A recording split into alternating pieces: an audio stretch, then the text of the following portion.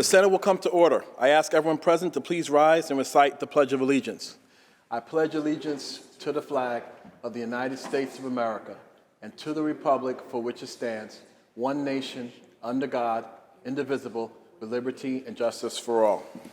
In the absence of clergy, let us bow our heads in a moment of silent reflection or prayer. Reading of the Journal. In Senate, Tuesday, March 22, 2022, the Senate met pursuant to adjournment. The Journal of Monday, March 21, 2022 was read and approved. On motion, the Senate adjourned. Without objection, the Journal stands approved as read. Presentation of petitions, messages from the Assembly. Secretary will read. Senator Salazar moves to discharge from the Committee on Women's Issues Assembly Bill number 8536 and substitute it for the identical Senate Bill 7628. Third reading, counter 687. So ordered. Message from the Governor. Reports of standing committees, reports of select committees, communications and reports from state officers, motions and resolutions. Senator Janaris. Thank you, Mr. President. Good afternoon. Let's begin by taking up previously adopted Resolution 2106 by Senator Mannion. Read that resolution in its entirety and recognize Senator Mannion on the resolution. The Secretary will read. Senate Resolution 2106 by Senator Mannion, congratulating B.J. Stasio, former president of the Self-Advocacy Association of New York State, upon the occasion of his induction into the Susan M. Daniels Disability Mentoring Hall of Fame. Whereas it is the custom of this legislative body to recognize and honor the lifetime achievements of those individuals whose generosity, industriousness, and devotion to ideals have brought great benefits to their communities and fellow citizens.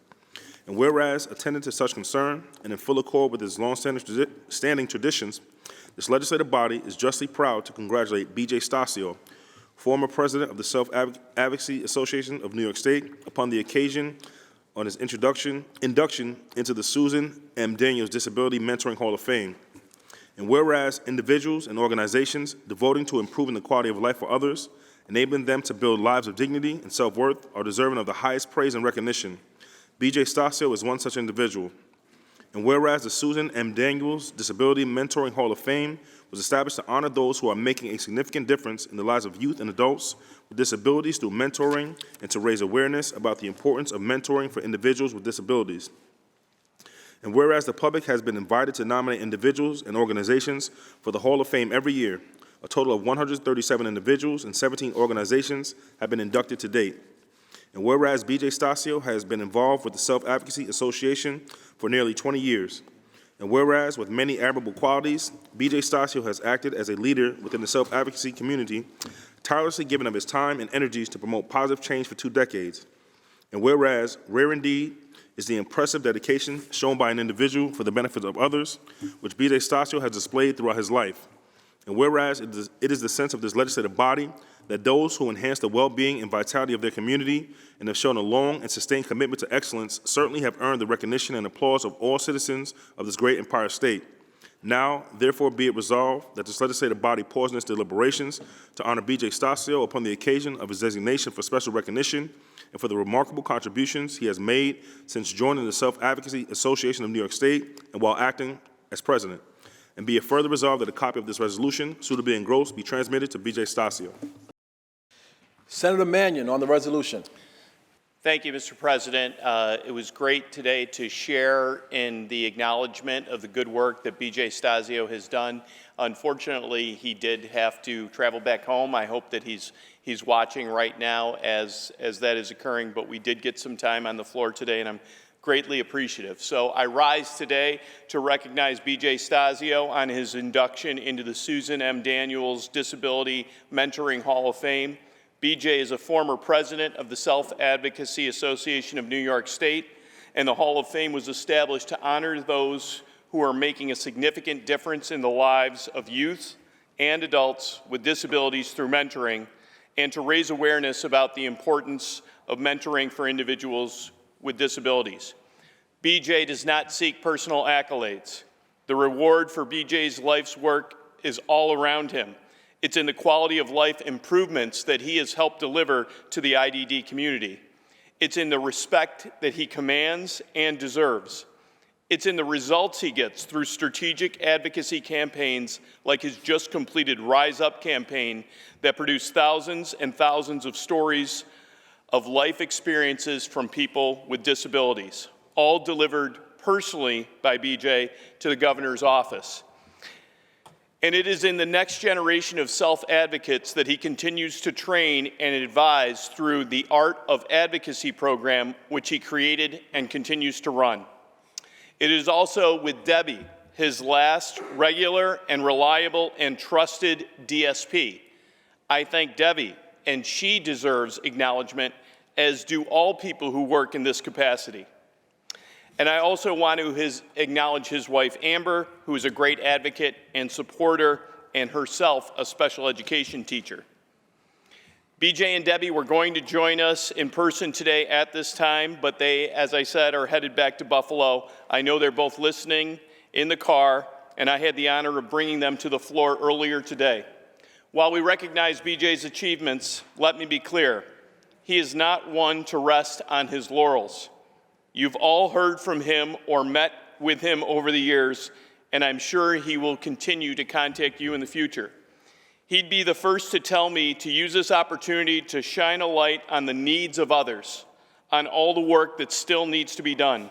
And I urge my colleagues that in a way to honor BJ is to not just speak with him, but listen to him. Ask him how things are going, and he certainly will tell you. He has no problem sharing his opinions with all of us. He desperately needed staff like Debbie to assist him, and he began asking strangers in the grocery store to see if they wanted to be employed and to work with him.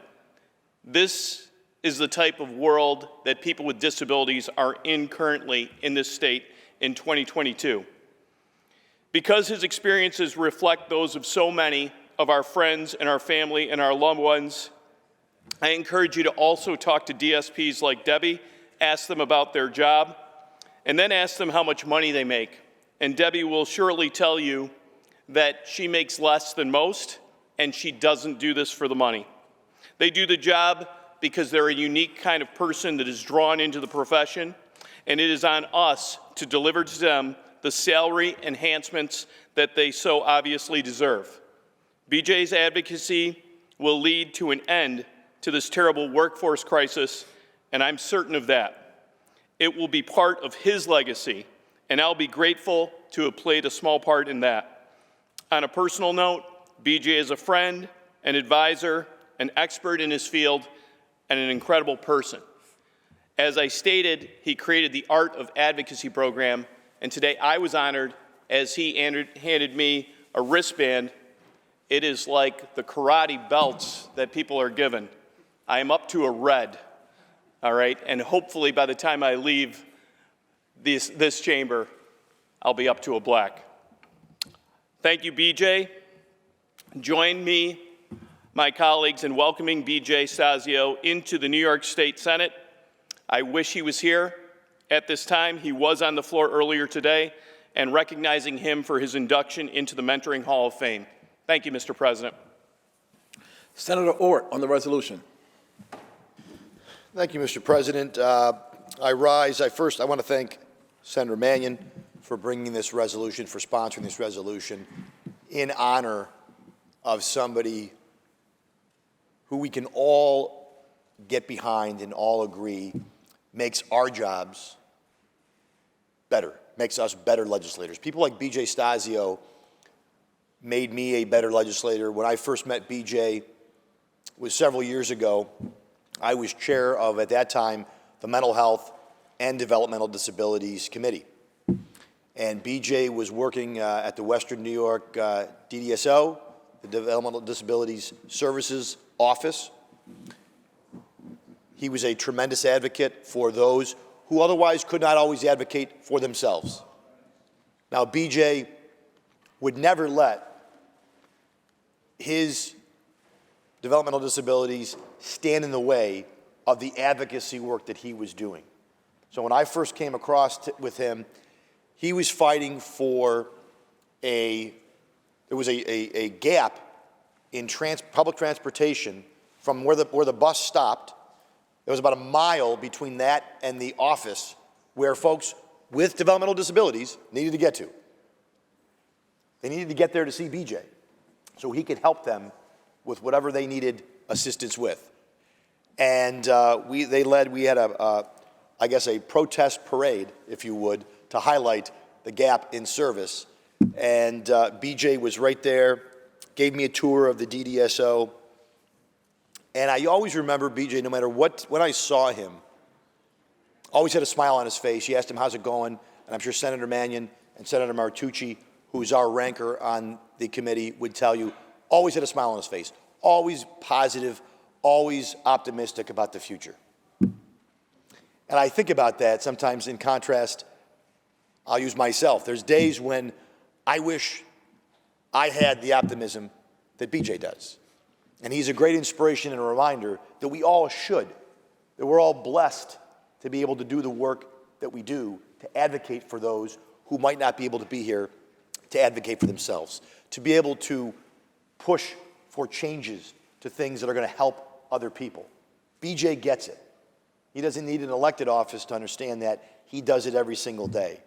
And I could not be prouder to stand up here in support of this resolution, in support of the work BJ does. Maybe it's better that BJ isn't here because he would almost be embarrassed to be here. This is not why he does it.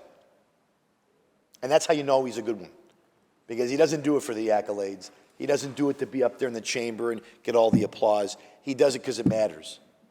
He does it because he knows inherently the benefits of the changes that he's advocating for. And I'll tell you what, for the last several years, but for the role of the legislature, listening to people like BJ would be worse off, because for several years the executive, previous executive, did not find it in their power or in their ability or a priority to make sure that there was funding and supports for people like BJ and the community that BJ advocates for. But again, but for people like BJ and the legislature, both sides of the aisle, we made sure that we listened to people like BJ, and we're advocating for people like BJ, and I know and I'm optimistic that will continue.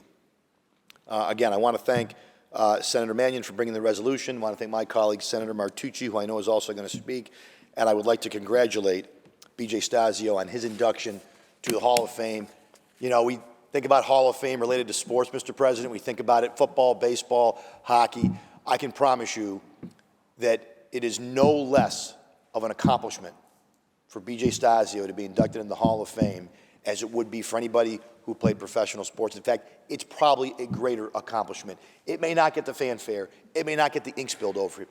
But I tell you, when you look at this man's life and what he's accomplished and the odds that were stacked against him, this is a long overdue and very worthy recognition for BJ Stasio, my friend and a great New Yorker and a great advocate for those with developmental disabilities. So, Mr. President, I'm proud to speak in support of this resolution. Senator Martucci on the resolution. Mr. President, I rise in support of the resolution before the House. It's fitting that this resolution comes today, but before I speak on the resolution, I want to also thank my colleague, Senator Mannion, for bringing this resolution to the floor. We spent some time outside this morning, Senator Mannion and I and others, rallying in support of folks in the IDD community. And it should come as no surprise that BJ was leading that charge. It's something that he's been doing for a very long time here. And when I came to this body in the beginning of last year, I didn't know a whole lot of folks in the IDD community. One of the very first that I met was BJ Stasio. And, I know some of my colleagues here don't have the opportunity or have not yet had the opportunity to meet or know BJ. But let me tell you something. He absolutely is an all-star. He belongs in the Hall of Fame. In fact, Mr. President, he's the Babe Ruth of what he does.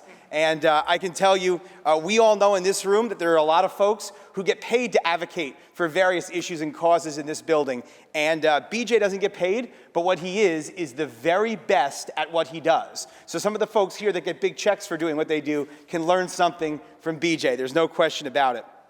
BJ, as the president of the Self-Advocacy Association of New York State, practices what he preached. He is the personification of everything that organization believes in: honesty, choice, respect, equality, inclusion, and freedom.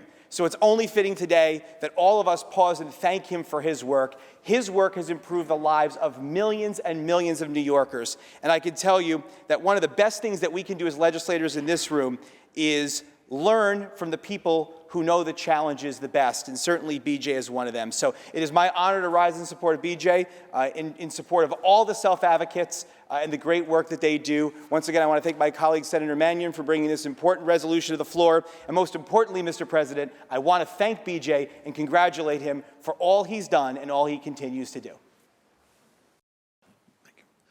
The resolution was previously adopted on March 22nd. Senator Janaris. President, Senator Mannion would like to open that resolution for co-sponsorship. The resolution is open for co-sponsorship. Should you choose to not be a co-sponsored resolution, please notify the desk. Senator Janaris. Please take out the calendar at this time. The Secretary will read. Calendar number 115, Senate Print 3866 by Senator Kennedy, enactment of the public health law in Chapter 802 of the laws of 1947. Read the last section. Section 4, this act shall take effect on the 1st of January. Call the roll. Adabo, Gianaris, Kruger, Ort, Stewart, Cousins, White. Announce the results. Ayes 63. The bill is passed. Calendar number 405, Senate Print 534B by Senator Kaplan, enactment of the public health law. Read the last section. Section 2, this act shall take effect on the 180th day after it shall become a law. Call the roll. Adabo, Gianaris, Kruger, Ort, Stewart, Cousins, White. Announce the results. Ayes 63. The bill is passed. Calendar number 490, Senate Print 8127 by Senator Breslin, enactment of the insurance law. Read the last section. Section 2, this act shall take effect immediately. Call the roll. Adabo, Gianaris, Kruger, Ort, Stewart, Cousins, White. Announce the results. Ayes 63. The bill is passed. Calendar number 520, Senate Print 968 by Senator Gorin, enactment of the public authorities law. Lay it aside. Calendar number 533, Senate Print 7752 by Senator Brooke, enact directing the Commissioner of Mental Health to establish a maternal mental health work group. Read the last section. Section 4, this act shall take effect immediately. Call the roll. Adabo, Gianaris, Kruger, Ort, Stewart, Cousins, White. Announce the results. Ayes 63. The bill is passed. Calendar number 534, Senate Print 7753 by Senator Brooke, enact to require the Office of Mental Health and the Department of Health to conduct a study on the disparate impacts regarding postpartum depression. Read the last section. Section 2, this act shall take effect immediately. Call the roll. Adabo, Gianaris, Kruger, Ort, Stewart, Cousins, White. Announce the results. Ayes 63. The bill is passed. Calendar number 683, Senate Print 6287A by Senator Mannion, enactment of the social services law. Read the last section. Section 4, this act shall take effect on the 180th day after it shall become a law. Call the roll. Adabo, Gianaris, Kruger, Ort, Stewart, Cousins, White. Announce the results. Ayes 63. The bill is passed. Calendar number 687, Assembly number 8536 by Assemblymember Gottfried, enactment of the public health law.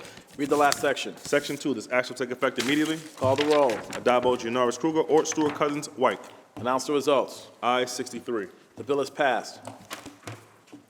Calendar number 688, Senate Print 8241A by Senator Claire, enactment of the insurance law. Read the last section. Section 2, this act shall take effect on the 1st of January. Call the roll. Adabo, Gianaris, Kruger, Ort, Stewart, Cousins, White. Senator Clear to explain her vote. Yes. Thank you, Mr. President. I rise on behalf of all women, mothers, those who are pregnant and expecting, those trying, planning, or dreaming. I rise and keep in mind and in my heart all mothers and children affected by our maternal mortality crisis, which our conference addresses today. When a woman is pregnant, the ability to not only access but receive comprehensive health care is vital, not only for the mother, but for the entire life trajectory of the child upon birth. New York wisely added pregnancy to the special enrollment period in 2016, allowing pregnant women to apply for insurance in an expedient manner. However, this cannot be done as easily as it should be. Applying is not the same as receiving. It requires at least one visit to the doctor to certify the pregnancy, which can mean fees, bills, and charges. Then you have to navigate the marketplace and find a plan. And most plans charge premiums or require contributions. On top of these contributions, on these premiums, health insurance may have the discretion to charge fees to pregnant women who exercise the special enrollment period option. So on top of the marketplace search, the original charge for the doctor's visit, and the premiums and potential additional fees, we now have a situation that still has barriers. Women have shared with us that fees and impediments exist. Given the law does not prohibit fees in this instance, and no health plan denies the right to do so, preventative measures is required. Accordingly, today, we have the foresight to remove one more barrier to care. I urge everyone to support this legislation and join me in voting aye. Senator Clear, to be recorded in the affirmative. Announce the results. Ayes 63. The bill is passed. Senator Janoris. Join me in congratulating Senator Cordell Clear on her first bill to pass the Senate.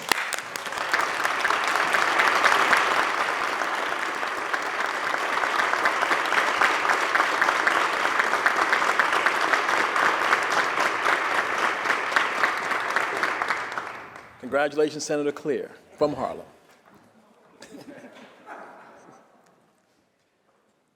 Secretary will read. Calendar number 707, Senate Print 3010 by Senator Ramos, enactment of the public health law and the insurance law. Read the last section. Section 3, this act shall take effect 1 year after it shall become a law. Call the roll. Adopted by Janoris Kruger, Ort, Stewart Cousins, White. Announce the results. Ayes 63. The bill is passed. Senator Janoris, that completes the reading of today's calendar. Thank you, Mr. President. I was just commenting that I think Senator Clear beat her predecessor to getting a first bill passed here in the Senate. In any event, can we now move on to the controversial calendar, please? The Secretary will ring the bell. The Secretary will read. Calendar number 520, Senate Print 968 by Senator Gorin, enactment of the public authorities law. Senator Lanza, why do you rise? Mr. President, greetings. Greetings. It's always great to see you. You as well. Mr. President, I believe there's an amendment at the desk. I waive the reading of that amendment and ask that you recognize Senator Tedesco to be heard. Thank you, Senator Lanza. Upon review of the amendment in accordance with Rule 6, Section 4B, I rule it non-germane and out of order at this time. Accordingly, Mr. President, I appeal the ruling of the chair and ask that Senator Tedesco be recognized. The appeal has been made and recognized, and Senator Tedesco may be heard. Thank you, Senator Lanza, and thank you, Mr. President and my colleagues.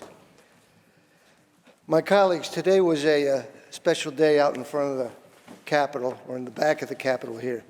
We had the most important part, a group that are the most important part of our representative democracy, our constituents, our citizens, a very special group of our constituents and our citizenry involved in our representative democracy. Of those who put us here, we take an oath of office to protect them, their families, and their loved ones. They were a part of the group that lost 15,000 of our most vulnerable population in this state to the coronavirus pandemic. And they were here with mixed emotions. They were very happy that myself and Senator Serino and Assemblyman Kim and Janice Dean, bipartisan group of Democrats and Republicans from the Senate and the Assembly, were joining them to commemorate and remember their loss and the reason why that loss took place in New York State. And the actions that involved in particular, our chief executive at that time. And they were here not only to say, we're here to make sure you remember, but we're also here to carry our loved ones on our shoulders and you on our shoulders, you who are here to stand up, to go back to your colleagues and tell them how we feel about this loss. Tell them that that loss, to the extent that it took place, did not have to happen. And tell them we want to turn this terrible, terrible tragedy, which, by the way, it was a tragedy for all our constituents. And we don't demean that whatsoever, the loss of life, the economic impact, the whole nation, the world, but especially our most vulnerable population. They wanted to come here to say, to turn this tragedy that happened to us and our family and our loved ones into something positive for the rest of our constituents in this state. Because this is a bad penny, this virus. And there'll be bad pennies down the road, which our virus is also. Let's face it, we hope it never happens again, but we know that in all probability it will. The last variant has dropped now, and we've got the masks off, and we're not doing that much distancing. We're coming out, and people are going grocery shopping. but they know it could happen again. And what they're saying is there are many unanswered questions. And they told all of us who were there to come back to you and tell you, we want the answers to those unanswered questions so we can change the future when this happens again. So we can change the lack of transparency which took place with our last executive on the second floor. And make no mistake, I don't think there's much of a disagreement between that side of the aisle and our side of the aisle of the lack of transparency in a whole variety of ways of the previous chief executive of the state, but especially on the lack of giving us the real numbers, the reason why those numbers took place to the dimensions they did, what that executive order on the 25th of that date meant when week upon week upon week we said, this lacks common sense. A fifth grader knows when you have a contagious virus with people who are compromised in nursing homes, you don't mandate or require they go into nursing homes. Makes absolutely no sense. They want to know when real science turned into Como science, and the destruction of lives took place. We thought, and they thought, and we talked about that out there, he had to leave. We gave him 2 weeks. He made a deal. We were going to impeach him. We know what happened. He's trying to reinvent himself. I don't want to talk about him at all anymore. But they thought, and I think you thought, we got a new governor. We got Governor Hochul. We're going to get a new commissioner, Commissioner Bassett. We're going to have enhanced transparency. That was the promise. Well, they're here to say you did not fulfill that promise. They did not fulfill that promise. Certainly this commissioner is not fulfilling that promise because myself, Senator Serino, many of the members in this room, Assemblyman Kim, when she came before us, we asked one simple question in our own way many times. It's a question that's been asked in the past by some very smart leaders.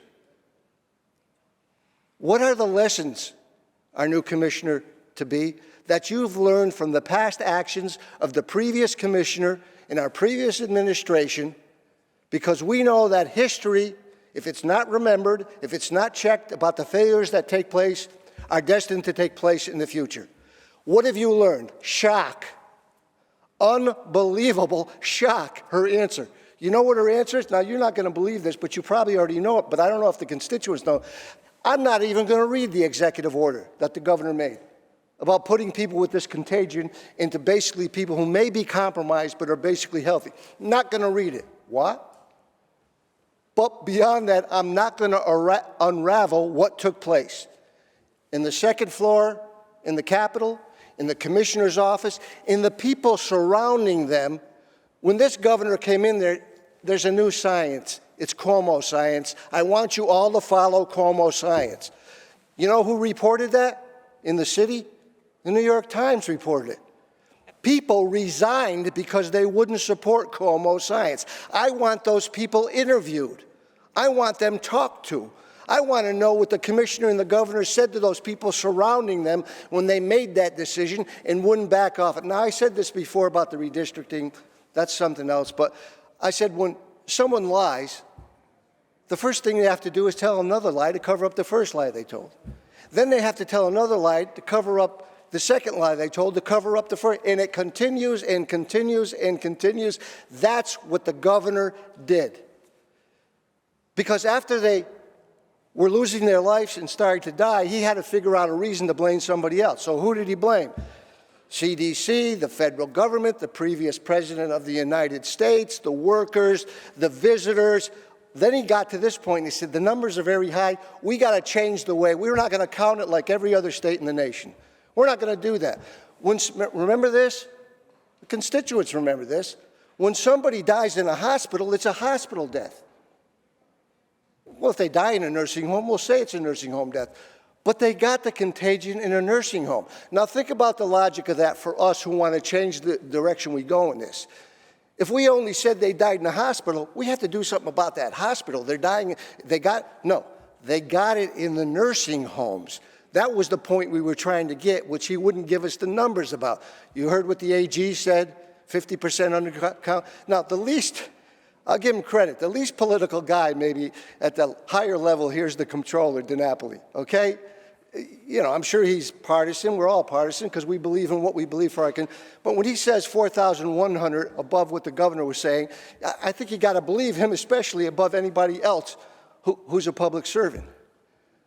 So it was one distortion after another distortion after another distortion. But then he said this, and you remember this: what difference does it make where they die? Do you know what dagger that put into the hearts of your constituents and my constituents who lost their lives? What difference does it make where they die? The difference makes they got the contingent in the nursing home. And a part of that was the research that the Empire Center did. And then the Empire Center, and I was amicus brief, we said, wait a second, we're going to have to foil. So they foiled. Do you know how long it took for him not to give us the answers about the numbers of deaths? 7 to 8 months. So what did they do? And I became an amicus brief. We sued the governor and the commissioner in the state of New York. Judge Kimberly O'Connor, you know where she came back with the verdict? The governor, this is her words, broke the open government law and the FOIA law. You have to give the numbers and you have to pay the legal fees. He gave us numbers. I don't believe they were the total real numbers, because he was still saying if you die in a hospital, it's different from, think of the logic of that. If they got sick in a nursing home, so sick they had to go to a hospital, and an ambulance came to pick them up, and they died in the ambulance on the way to the nursing home, he was going to say that was an ambulance death. No, that's not going to help us solve this problem for the future or change the direction we take or do something different to protect our most vulnerable population. They shouldn't have gone into the nursing home. You had the Javits Center, you had the boat at the port, but we need a better plan than that, okay? We need a regional plan, and that's what we're asking. We were asking of the commissioner, do an investigation yourself and then give us that regional plan of where to put these individuals when the next governor says, our beds are being filled up. And nursing home patients who got COVID who are in there are feeling better, but they still have the contagion. We got to put them in a place, but not in the place where people are compromised and they don't have this virus. That was the point of why they want that research and why we want that research done. And then it went beyond this. He wrote a book in the middle of this thing. He was going to be the COVID slayer. He was the COVID purveyor. He created many of these deaths by his actions. $5.1 million. Jacob goes, he's got to give the money back. Well, he's going to fight that because he's reinventing himself. He's not going to give the money back. And then he lied about this being a book, an autobiography. This wasn't an autobiography. This was a piece of fiction. It was full of lies and distortions. And to add insult to injury, remember when I said he had to pay the legal fees? Well, he's indemnified. He never paid the legal fees. The taxpayers of New York State and the family members who were out there today were a part of their tax dollars paying the legal fees because he was indemnified. That's another bill I got to change that for future governors. Then he added more salt to the wound. He said, I had all these volunteers. They happened to be state workers in my offices around it. But they volunteered. Well, they didn't volunteer to do that. Absolutely did not volunteer, many of them. They used taxpayers' dollars to do his bidding.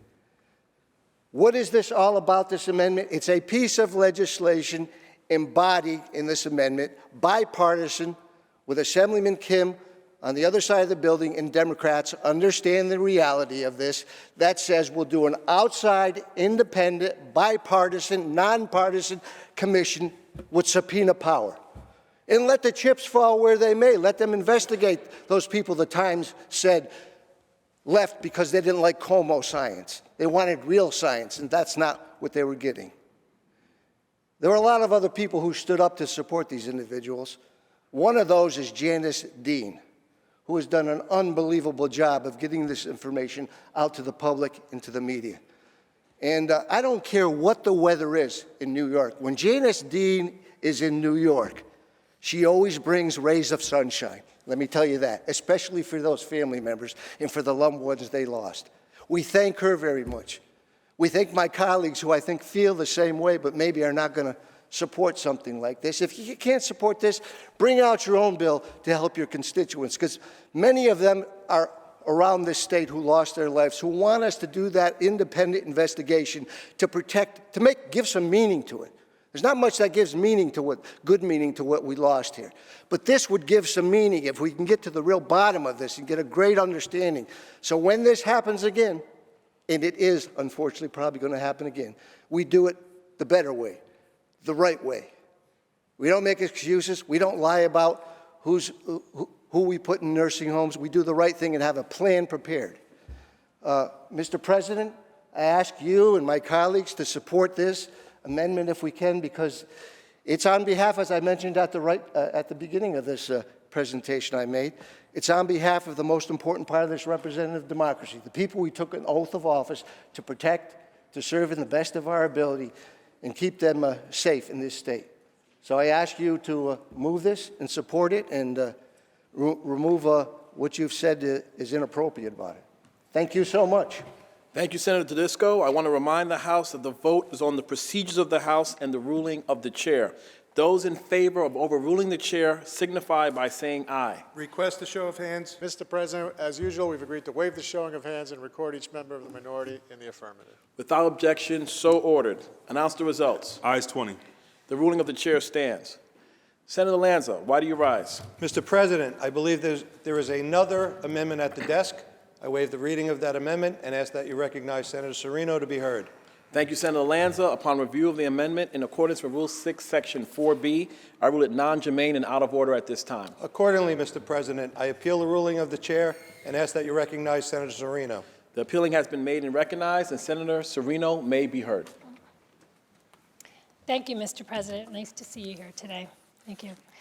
This amendment is germane to the bill in chief because it deals with emergencies and accountabilities. And the amendment establishes a day of remembrance for a disastrous directive put in place by our disgraced former governor during the COVID-19 state of emergency.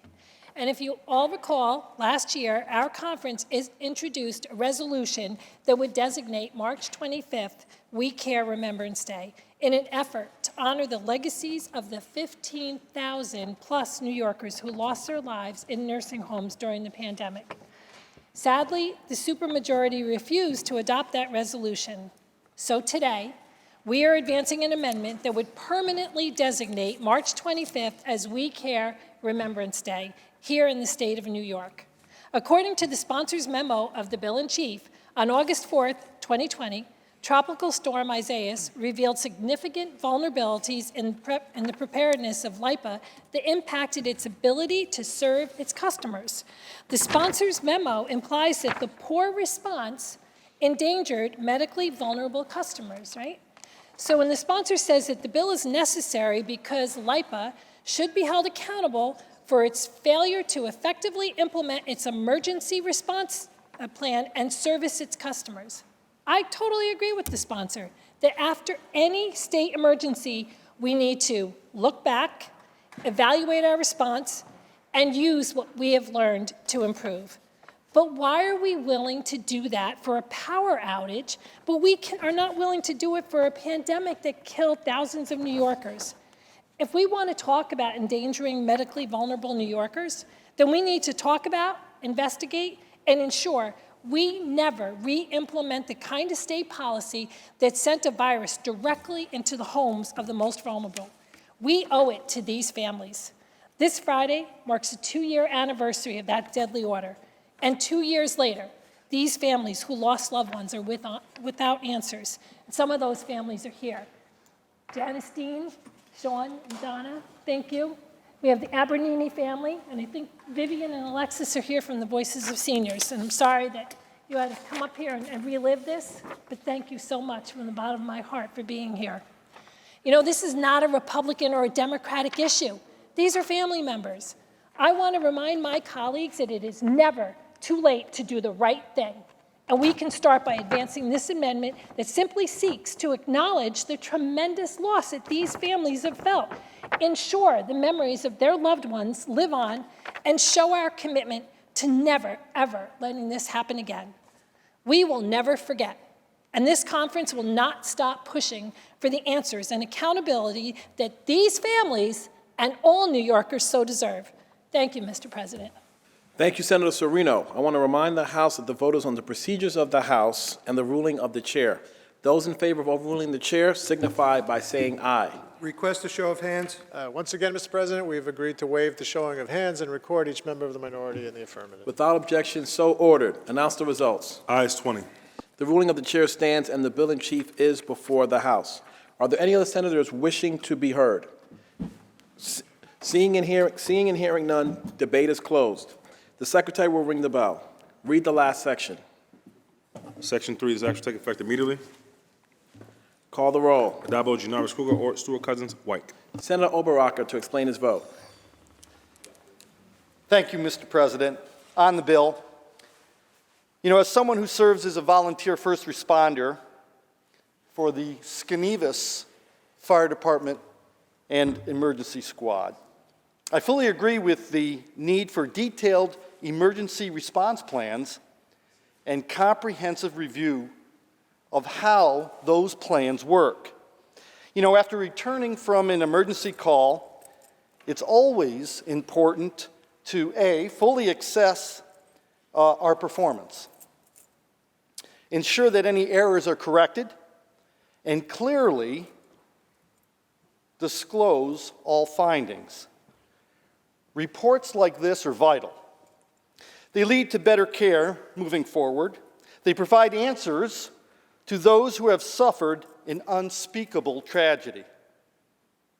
Here we are in Albany, working to move forward from the COVID pandemic, one of the largest emergencies we have ever known. Yet the state has failed to do a proper emergency assessment when it comes to the death of thousands of loved ones in our nursing homes. The March 25th Nursing Home Directive, conceived by our then governor and health commissioner, needlessly endangered our most vulnerable. Parents, grandparents, husbands, and wives were taken from us. Thousands of families lost loved ones in our nursing homes, and they are awaiting answers. Where is their review? Where is their justice? It's been 2 years. 2 excruciating years.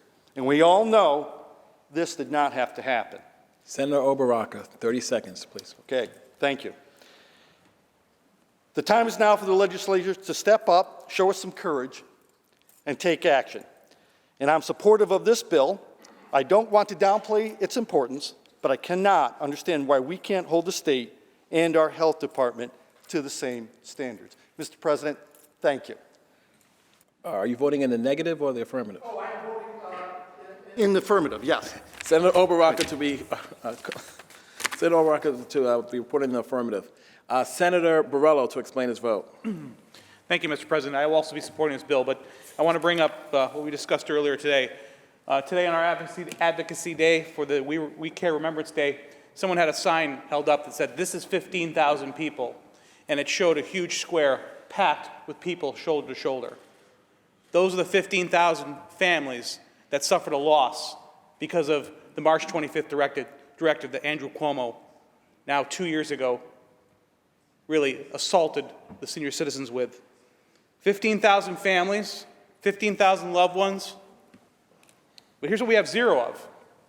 0 subpoenas, 0 investigations, and 0 accountability.